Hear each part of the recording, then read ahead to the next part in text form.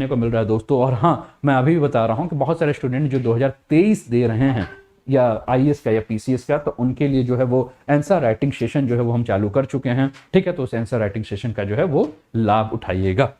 ठीक है ना। तो अगला क्या है दोस्त, आ जाते हैं अगले न्यूज पे। न्यूज है एक्सप्लेन्ड कॉलम्स है, the ouster of Burkina Faso leaders in second military coups in a year.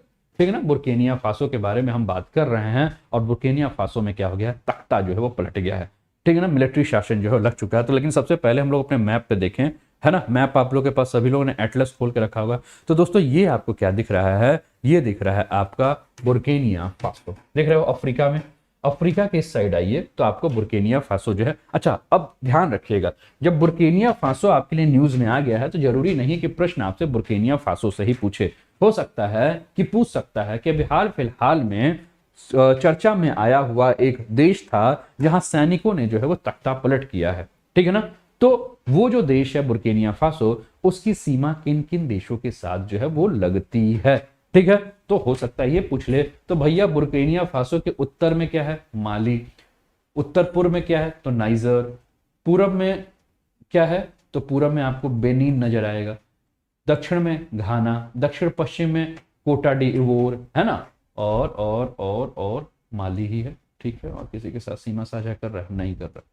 हाँ, एक और कर रहा है, टोगो के साथ सीमा साझा कर रहा है। ठीक है ना, तो टोगो, घाना, बेनिन, नाइजर, माली और कोटो डी इवोर। ठीक है ना। कल हम लोगों ने ये सियरा लियोन वाली बात की थी, है ना, लाइबेरिया की बात की थी कल। आजकल हम लोग अफ्रीका की यात्रा में घूम रहे हैं। तुम लोग को पैसा ऐसा दे देना चाहिए, तुम लोग को हम भारत बैठे बैठे अफ्रीका की यात्रा करा रहे हैं, है कि नहीं। ठीक है, क्लियर है।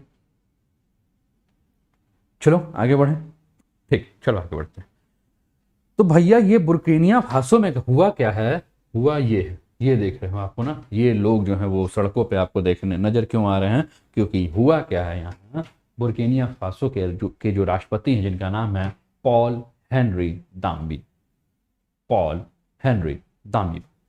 तो पॉल हेनरी दामिबा ने लगभग 8 महीने में दूसरे तख्ता पलट में सैनिकों के एक समूह द्वारा सैन्य सरकार को जो है वो उखाड़ फेंक दिया गया।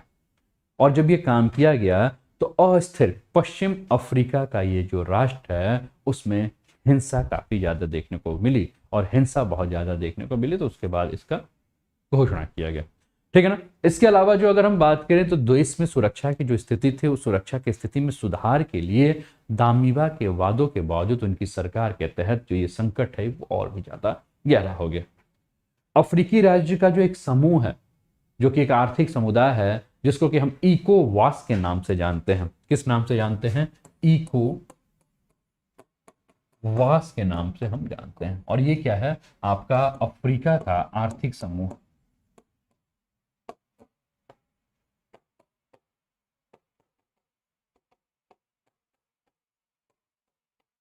ठीक है ना।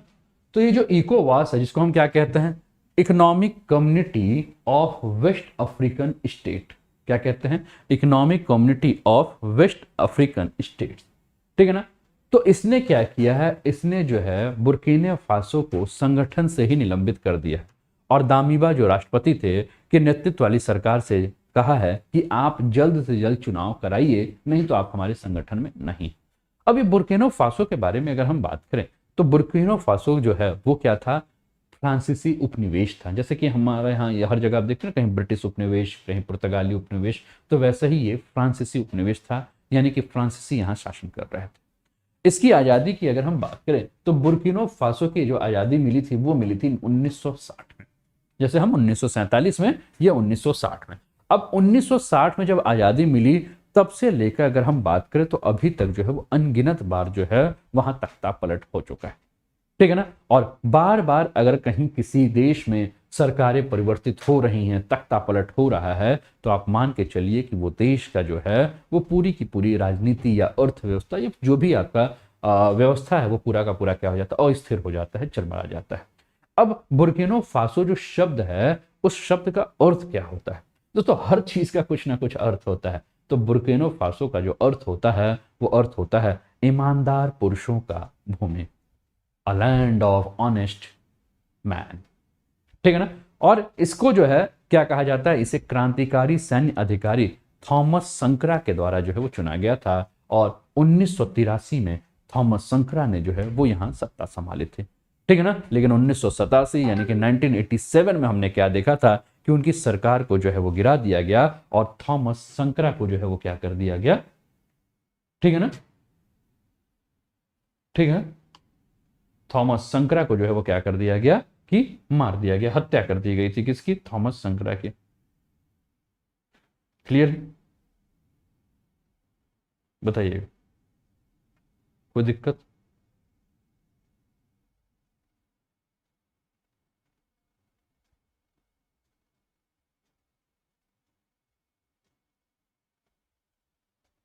क्लियर, कोई दिक्कत नहीं ना, ठीक है ना। थॉमस संकरा को क्या कर दिया गया था, मार दिया गया था, कब, 1987 में, और थॉमस संकरा ने इस जगह को, ठीक है। इसके बाद अगर हम बात करें तो धीरे धीरे जो इस्लामिक चरमपंथी है, उन इस्लामिक चरमपंथियों ने जो है वो बुर्किना फासो के कई क्षेत्रों में जो है अपना अधिकार कर लिया।